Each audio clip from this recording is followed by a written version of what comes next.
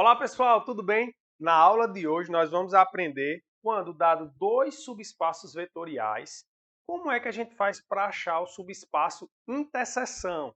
E não só isso, como é que a gente faz para achar uma base para esse subespaço, tá? Então, vou fazer nessa videoaula dois exemplos. Esse que já está aqui, que vocês estão vendo, e um envolvendo matrizes. Então, se você quer aprender isso passo a passo, é só ficar comigo até o final dessa aula. Roda a vinheta.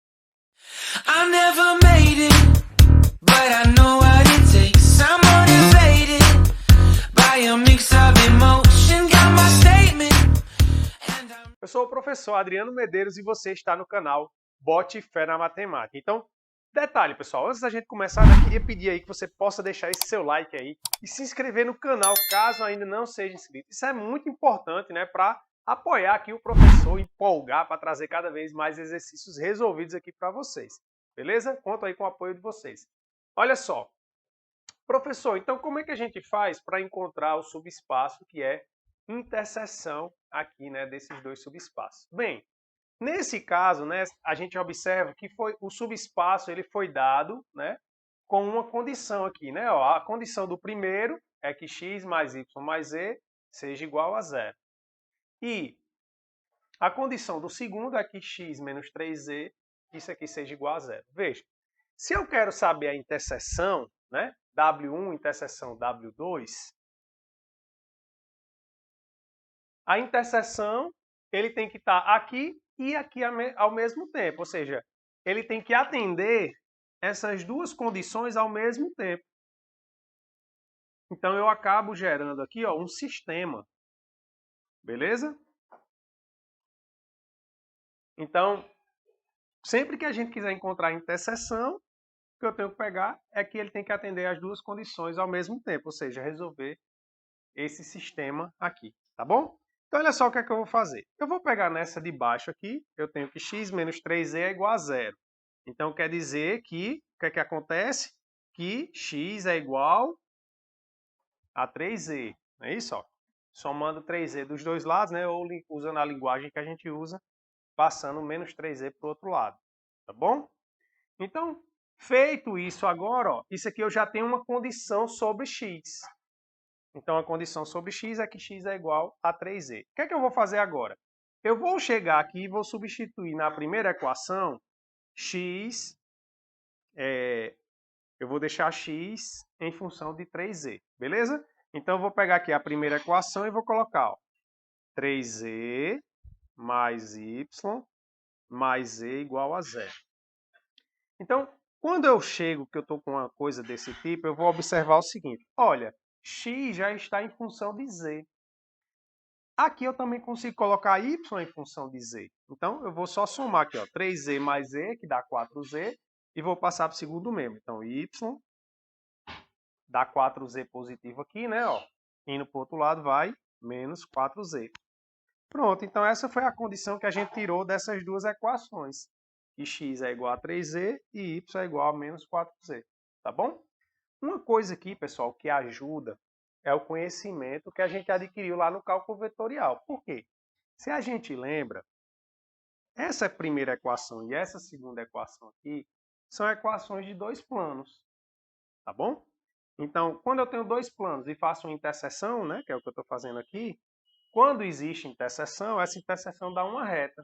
Então, por isso que fica um em função de uma variável, certo? Então, esse conhecimento de cálculo vetorial também nos ajuda nisso. Beleza, e agora, professor? Pronto, ó. Então quer dizer que qualquer vetor, se eu pegar um vetor aqui, ó, x, y, z, que esteja na interseção, ele na verdade vai ter a seguinte cara, ó. Esse vetor vai ter a seguinte cara, 3z menos 4z, z. Tá? Porque eu estou colocando tudo em função de z. Então, esse cara aqui, né, é justamente a interseção. Então, se você quiser colocar W1 interseção W2, ele é esse conjunto, tá? Pertencente ao R3, tal que Z é um número real. Isso aqui é W1 interseção W2, tá bom? São os vetores dessa maneira aqui. São os caras dessa forma.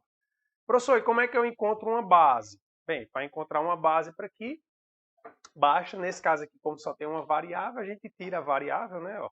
Então, qualquer vetor que tiver nesse subespaço, ele tem essa cara, né? Ele tem essa expressão aqui.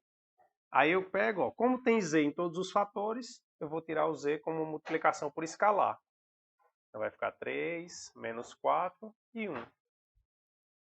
O que é que eu acabei de chegar? Eu acabei de chegar ao seguinte, que qualquer vetor que está na interseção é gerado por esse vetor aqui. Como eu só tenho um gerador, né? Um vetor sempre ele será Li. Então, esse vetor aqui é uma base para esse subespaço W1, interseção W2, tá certo? Então, nesse caso, a base ela é formada só por um vetor. E aí, claro, se você quiser mais, qual a dimensão, né, dessa interseção? A dimensão é 1, porque a base ela é formada por um único vetor. Beleza?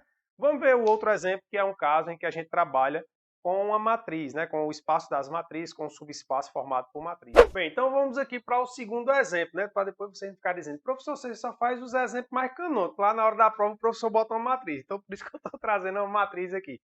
E diga aí se não vale o like. Se não deixou ainda, agradeço se você puder deixar aí, tá beleza? Olha só, então agora nesse exemplo, o espaço vetorial é o espaço das matrizes 2 por 2. Bem, a anotação aqui varia, né, de livro para livro, de professor para professor, mas a das matrizes 2 por 2. E eu estou considerando esses dois subespaços aqui e eu quero encontrar quem seria a interseção, tá bom?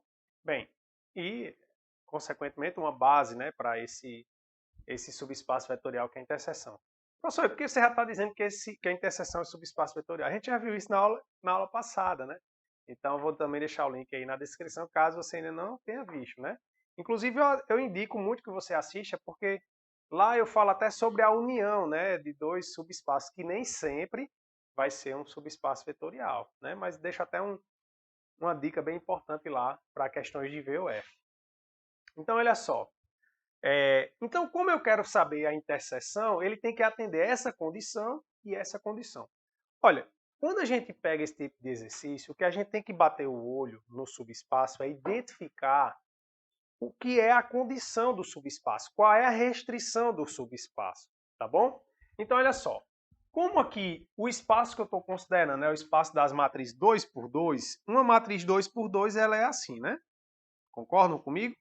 Onde A, B, C e D são números reais, tá?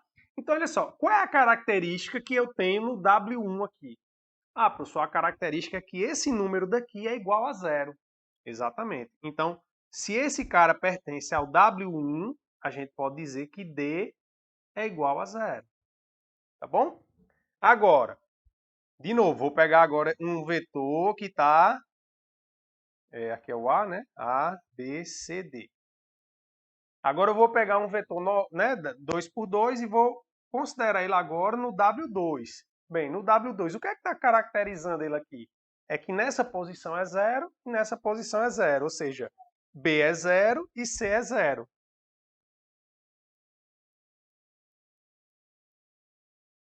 Pronto. Aí eu não quero encontrar a interseção? Se eu quero a interseção, ele tem que atender isso e isso. Para estar na interseção. Tem que atender isso e isso. Ou seja, eu tenho que atender que o D é igual a 0 e o B é igual a 0 e o C é igual a 0. Qual foi o único que eu não coloquei restrição aqui? Ah, professor, você não colocou restrição sobre o A. Exatamente. Então, W1 interseção W2 é justamente os vetores, as matrizes, né, dessa forma. A, 0, 0, 0, pertencente a V, tal que A é um número real. Simples assim. Ou seja, o detalhe é sempre a gente olhar para a restrição, né, que está fazendo com que aquele vetor esteja naquele subespaço. Tá bom? Então, olha só. Agora, professor, se a gente quiser saber uma base, como é que a gente faz aqui? Igual a gente fez anteriormente. Ó, deixa eu dar uma dica aqui importante para vocês não se estressarem, nem ficarem preocupados quando estiver trabalhando com matrizes. Uma matriz, pessoal, por exemplo, 2 por 2, nada mais é que um R4, onde isso aqui são as entradas lá. Então, se você quiser visualizar como se isso fosse um cara desse jeito assim, ó, A000. Porque em geral a gente trabalha mais com, né, o R1, R2, R3, R4, certo?